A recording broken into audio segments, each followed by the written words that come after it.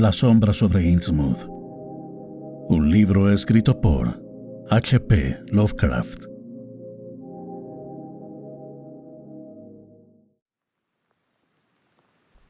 Número 5.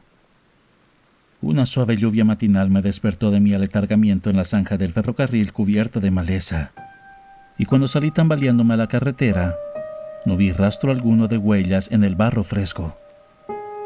El olor a pescado también había desaparecido. Los tejados en ruinas y los campanarios derribados de Innsmouth asomaban amenazadoramente por el sudeste, pero no divisé ningún ser vivo en toda la desolada marisma salada que me rodeaba. Mi reloj todavía funcionaba y me indicó que eran más de las 12. Mi mente recordaba vagamente lo que había sucedido, pero tuve el presentimiento de que algo espantoso se ocultaba en el fondo. Tenía que alejarme de la aciaga y maligna Innsmouth, y por consiguiente empecé a comprobar si podía valerme de mis entumecidos y fatigados medios de locomoción. A pesar de la debilidad, el hambre, el horror y el desconcierto, al cabo de un rato comprobé que podía caminar, de modo que me puse en marcha con paso lento por la enfangada carretera de Rowley. Antes de que anocheciera estaba en el pueblo, donde comí y me proveí de ropas presentables. Tomé el tren de la noche para Arkham y al día siguiente mantuve una larga y sincera conversación con las autoridades locales, proceso que repetí más tarde en Boston. El público ya conoce la principal consecuencia de esos coloquios, y me gustaría, por amor a la normalidad, no tener nada más que añadir. Tal vez la locura se está apoderando de mí. Quizás se esté acercando un horror todavía mayor, o un prodigio todavía mayor.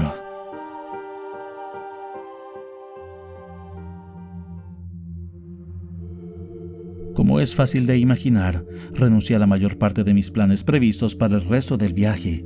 Distracciones paisajísticas, arquitectónicas y arqueológicas de las que tanto había esperado. Tampoco me atreví a buscar aquella extraña joya que, según decían, se guardaba en el museo de la Universidad Miskatonic. No obstante, aproveché mi estancia en Arkham para recoger algunos apuntes genealógicos que desde hacía mucho quería poseer. Datos muy aproximados y apresurados, es cierto, pero que me serían muy útiles más adelante, cuando tuviera tiempo de ordenarlos y codificarlos. El conservador de la Sociedad Histórica de Arkham, Mr. E. Lapham Peabody, se prestó amablemente a ayudarme, y mostró un extraordinario interés cuando le dije que era nieto de Eliza Orne, de Arkham, nacida en 1867 y casada con James Williamson, de Ohio, a la edad de 17 años. Al parecer, un tío materno mío había estado allí muchos años antes en busca de los mismos datos que a mí me interesaban, y la familia de mi abuela había sido objeto de habladurías en la localidad. Mr. Peabody dijo que había habido bastantes discusiones acerca del matrimonio de su padre, Benjamin Orne, inmediatamente después de la Guerra Civil, dado que el linaje de la novia era particularmente enigmático. Se creía que esa novia era huérfana de un tal Marsh de New Hampshire, prima de los Marsh del condado de Essex, pero se había educado en Francia y sabía muy poco de su familia. Su tutor había depositado fondos en un banco de Boston para mantenerla a ella y a su institutriz francesa, pero el nombre del tutor no resultaba familiar a los habitantes de Arkham, y al poco tiempo desapareció, de modo que la institutriz asumió su papel por decisión judicial. La francesa, muerta ya hace mucho, era muy taciturna, y había quienes decían que podían haber contado mucho más de lo que contó. Pero lo más desconcertante era la incapacidad de todos para reconocer a los supuestos padres de la joven, Enoch Marsh y Lydia Meserve Marsh, entre las familias conocidas de New Hampshire. Muchos sugirieron que posiblemente fuese hija natural de algún Marsh ilustre. Desde luego tenía los mismos ojos que los Marsh. La mayor parte del embrollo surgió después de su prematura muerte, que tuvo lugar al nacer su única hija, mi abuela. Como yo no tenía una opinión bastante desagradable en relación con el apellido Marsh, no me alegré al enterarme de que era miembro de mi propio árbol genealógico. Tampoco me gustó la insinuación de Mr. Peabody de que yo tenía los ojos típicos de los Marsh. No obstante, le agradecí que me hubiera proporcionado unos datos que sabía que me resultarían valiosos. y tomé abundantes notas y referencias bibliográficas acerca de la familia Orne, de la que había abundante documentación en los archivos. De Boston regresé directamente a mi casa en Toledo y después pasé un mes en Maumee, reponiéndome de la dura prueba. En septiembre ingresé en Oberlin para cursar mi último año, y desde entonces hasta el siguiente junio estuve muy ocupado con mis estudios y otras actividades saludables, no recordando los horrores pasados más que cuando recibía las visitas ocasionales de las autoridades encargadas de la campaña que pusieron en marcha mis súplicas y mi declaración. Hacia mediados de julio, justo un año después de mi experiencia en Innsmouth, pasé una semana en Cleveland con la familia de mi difunta madre, cotejando algunos de los datos genealógicos que acababa de obtener con diversas notas, tradiciones y retazos de reliquias de familia que allí existían, para ver si podía encontrar algún tipo de relación. La tarea no me agradó mucho, que digamos, pues el ambiente del hogar de los Williamson siempre me había deprimido. Había en él una cierta tendencia al pesimismo, y cuando yo era pequeño mi madre nunca me había animado a visitar a sus padres, aunque siempre se alegraba cuando su padre venía a Toledo. Mi abuela de Arkham me parecía extraña y me daba muchísimo miedo, y cuando falleció no creo haberlo lamentado. Tenía yo entonces 8 años y se decía que había muerto de pena tras el suicidio de mi tío Douglas, su hijo mayor. Se había pegado un tiro al regreso de un viaje a Nueva Inglaterra, el mismísimo viaje sin duda por el que se le recordaba en la Sociedad de Estudios Históricos de Arkham. Ese tío se parecía mucho a ella y tampoco me había gustado nunca. Había algo en la expresión de ambos, como si mirasen fijamente, sin parpadear, que me producía un impreciso e inexplicable desasosiego. Mi madre y mi tío Walker no se parecían a ellos. Eran como su padre, aunque el pobrecito primo Lawrence, hijo de Walter, había sido el vivo retrato de su abuela hasta que su estado de salud hizo necesario recluirlo para siempre en un sanatorio de Canton. Hacía 4 años que no lo había visto, pero mi tío me dio a entender una vez que su estado tanto mental como físico era deplorable. Esta preocupación había sido probablemente la causa principal de la muerte de su madre 2 años antes. Mi abuelo y su hijo viudo, Walter, componían mi única familia en Cleveland, pero el recuerdo de los viejos tiempos se cernía continuamente sobre ella.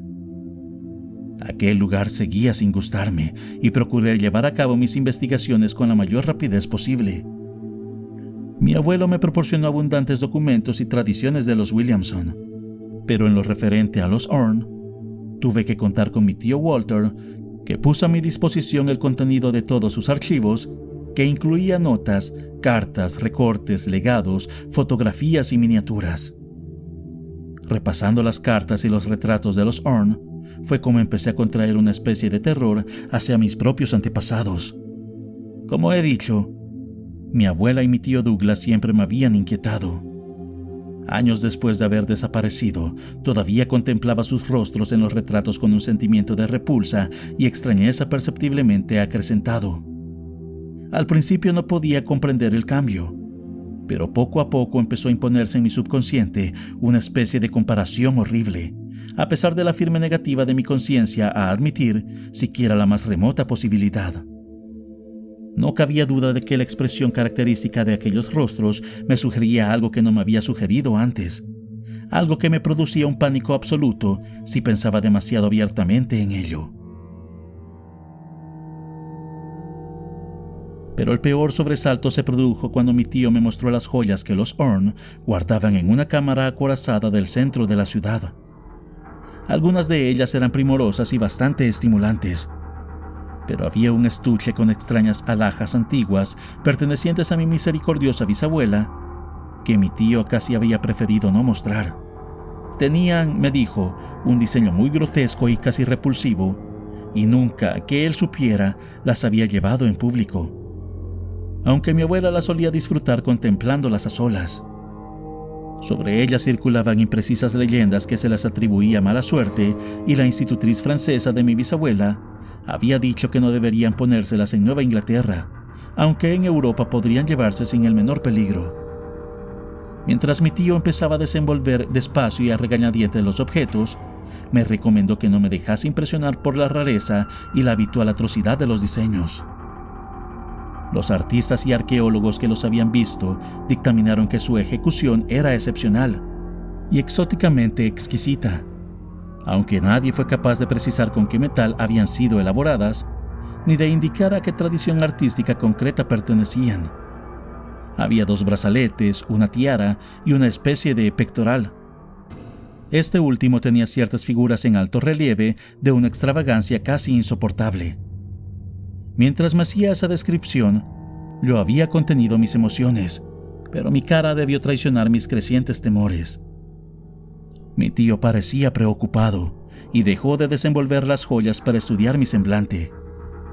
Le indiqué con un gesto que continuara, lo que hizo con nuevas muestras de mala gana. Parecía temer alguna manifestación mía cuando apareciese la primera pieza, la tiara, pero dudo mucho que se esperase lo que realmente sucedió. Yo tampoco lo esperaba, pues creía estar totalmente prevenido con respecto a lo que las joyas resultarían ser. Lo que hice fue desmayarme sin decir palabra, lo mismo que había hecho en aquella zanja del ferrocarril atascado de zarzas un año antes. A partir de aquel día mi vida ha sido una pesadilla de lucubraciones y recelo, y ya no sé cuánto hay de espantosa verdad y cuánto de locura. Mi bisabuela había sido una Marsh de origen desconocido cuyo marido vivía en Arkham. ¿Y no dijo el viejo Zadok que la hija que Obed Marsh tuvo con su segunda esposa monstruosa se casó con un individuo de Arkham gracias a un truco? ¿Y no había murmurado el viejo ebrio algo acerca del parecido de mis ojos con los del capitán Obed?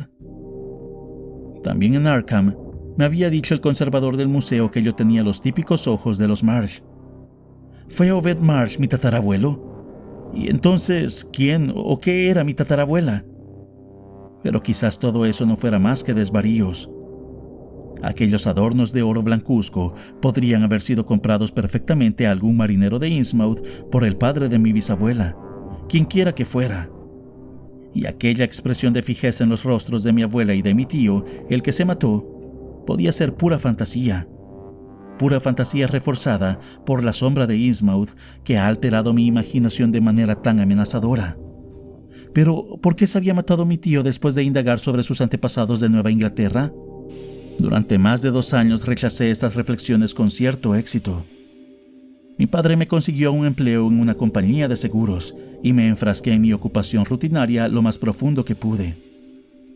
Sin embargo, en el invierno de 1930 a 1931, comenzaron los sueños. Al principio eran muy escasos y solapados, pero se hicieron más frecuentes y más intensos a medida que pasaban las semanas. Grandes espacios acuáticos se abrían ante mí y yo parecía vagar por titánicos pórticos sumergidos y laberintos de murallas ciclópeas cubiertas de algas, acompañado de peces grotescos. Después empezaron a aparecer otras figuras que me llenaban de indescriptible horror al despertar. Pero durante el sueño no me horrorizaban en absoluto. Yo era uno de ellos, llevaba sus inhumanos atavíos, andaba por sus acuosos caminos y rezaba prodigiosamente en sus horribles templos en el fondo del mar. Al despertar no lograba acordarme de todo, pero incluso lo que recordaba cada mañana sería suficiente para catalogarme de loco o de genio si me hubiera atrevido a ponerlo por escrito. Me parecía que alguna tremenda influencia trataba de apartarme poco a poco del mundo cuerdo, de la vida sana y ordinaria que llevaba, y me arrastraba a los innominables abismos de tinieblas y alienación. Y el proceso me afectaba en gran medida. Mi salud y aspecto empeoraron de manera continuada, hasta que finalmente me vi obligado a renunciar a mi empleo y a vivir recluido como un inválido. Una extraña enfermedad del sistema nervioso me tenía paralizado y a veces casi no podía cerrar los ojos. Fue entonces cuando empecé a observarme en el espejo con creciente alarma.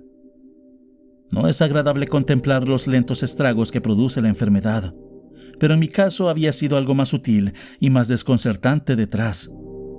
Mi padre debió notarlo también, porque empezó a mirarme con curiosidad y casi con espanto. ¿Qué me estaba sucediendo? ¿Acaso estaba llegando a parecerme a mi abuela y a mi tío Douglas? Una noche tuve un sueño espantoso en el que me encontraba con mi abuela bajo el mar. Ella vivía en un palacio fosforescente, con muchas terrazas y jardines de extraños corales escamosos y grotescas floraciones braqueadas, y me daba la bienvenida con una cordialidad que podría considerarse sardónica.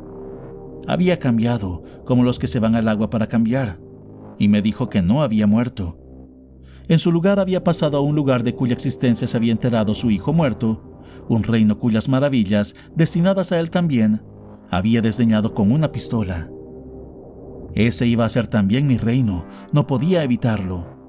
Nunca moriría, sino que viviría con los que ya existían desde antes que el hombre habitara la tierra. También conocía a la que había sido su abuela. Durante 8,000 años, Pithiya Li había vivido en Ya'n'tli, donde había regresado después de la muerte de Obed-Mar. Ya'n'tli no fue destruida cuando los hombres de la tierra de arriba habían arrojado explosivos al mar. Le hicieron daño, pero no la destruyeron. Los profundos no podían ser destruidos, aunque la magia paleógena de los olvidados ancianos podía a veces detenerlos.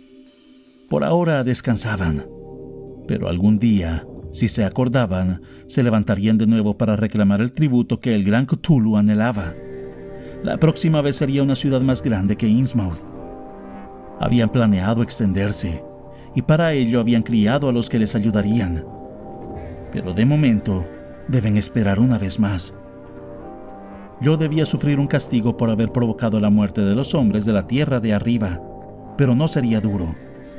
Ese fue el sueño en que vi por primera vez a un Shoggoth, y la visión me hizo despertar en medio de gritos frenéticos.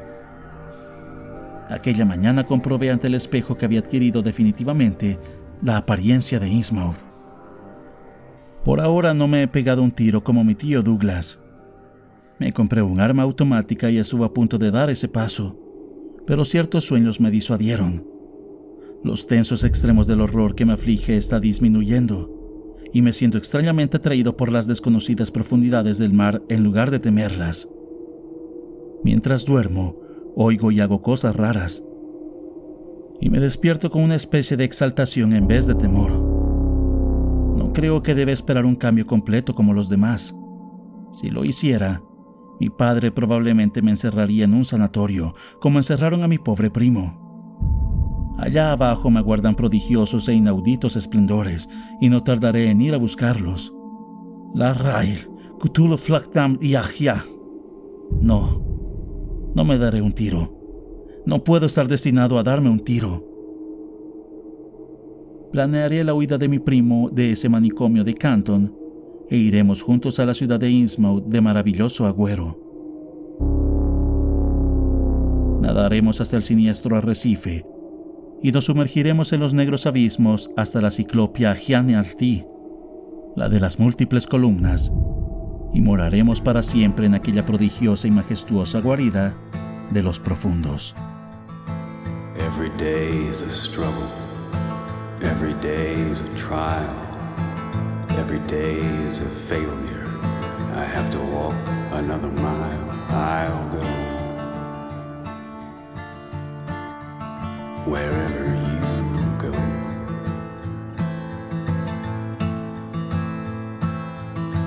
Every day is a heartbeat. Every day another moan. Every day is a gallows. I can feel it in the bone. I'm alone. Take me home. As you make the bed, so you must lie.